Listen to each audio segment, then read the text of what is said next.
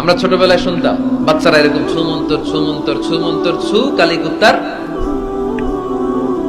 এগুলো পরে ওরা মন্ত্র পড়তো। তো উনি যে দেখলেন কি কি মন্ত্র পড়ে এই লোককে ফু দিচ্ছে, উনি বললেন কি হয়েছে?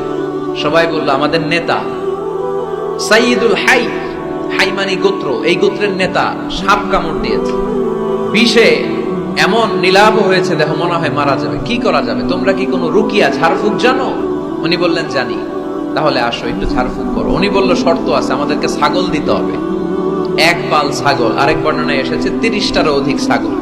সবাই বলল আমাদের নেতা, এর যদি কিছু হয়ে যায় আমরা নেতৃত্ব শূন্য হয়ে যাব, ছাগল লাগুক আর ওট লাগুক, তুমি আসো। বাড়ি বাড়ি যে ছাগল এনে, ছাগল রেডি।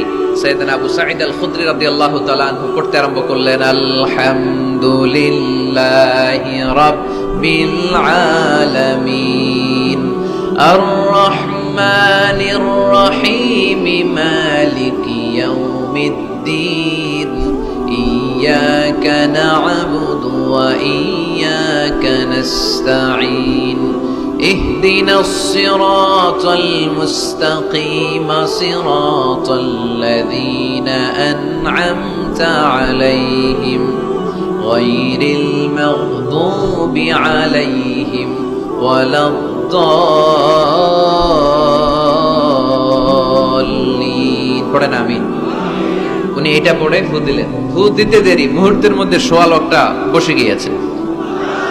আবার ফু দিছে, এবার দাঁড়ায় গেছে। আরেকবার ফু দিছে, হাঁটতে শুরু করছে, একেবারে সুস্থ। সবাই তো অবাক, টাসকি খেয়ে গেছে। আবু সাঈদ আল খুদরি রাদিয়াল্লাহু আনহু বলে, টাসকি পরে খাও, আগে ছাগল দাও। কারণ ছাগল দেওয়ার কন্ডিশন ছিল না, ওরা ছাগল নিয়ে আসছে। সাইয়েদনা আবু সাঈদ আল খুদরি রাদিয়াল্লাহু তাআলা আনহু আনন্দে এবার ছাগল নিয়ে সাহাবাদেরকে নিয়ে রওনা। পথিমধ্যে লেগেছে প্রচন্ড ক্ষুধা, তখন তারা কয়েকটা ছাগল জবাই করে খেয়েছে। খাওয়ার পরে পেট যখন ঠান্ডা, তখন ব্রেইন সচল।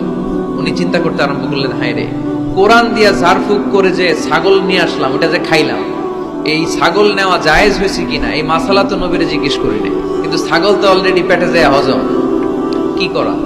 মদিনাতে যে জিজ্ঞেস করবো। মদিনায় যেই আল্লাহ রাসূল সাল্লাল্লাহু আলাইহি ওয়াসাল্লামের দরবারে যে জিজ্ঞেস করলেন, ইয়া রাসূলুল্লাহ, এমন এমন ঘটনা, ঝাড়ফুঁক করে আমরা ছাগল এনেছি, এটা কি জায়েজ হয়েছে?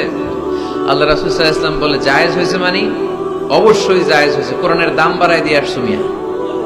ছাগল কিছু থাকলে আমার ঘরেও পাঠায়। সুবহানাল্লাহ পড়তে পারলেন না? ওয়ালাকাদ আতাইনাকা, বুখারীর হাদিস, ওয়ালাকাদ আতাইনাকা সাবআম মিনাল মাসানি ওয়াল কুরআনাল আযীম। নবী হে, নিত্য পাঠনীয় সপ্তবাক্য দিয়েছি, যেই দোয়া পড়ে ফু দিতে দেরি অসুস্থ ব্যক্তি সুস্থ হতে দেরি হয়,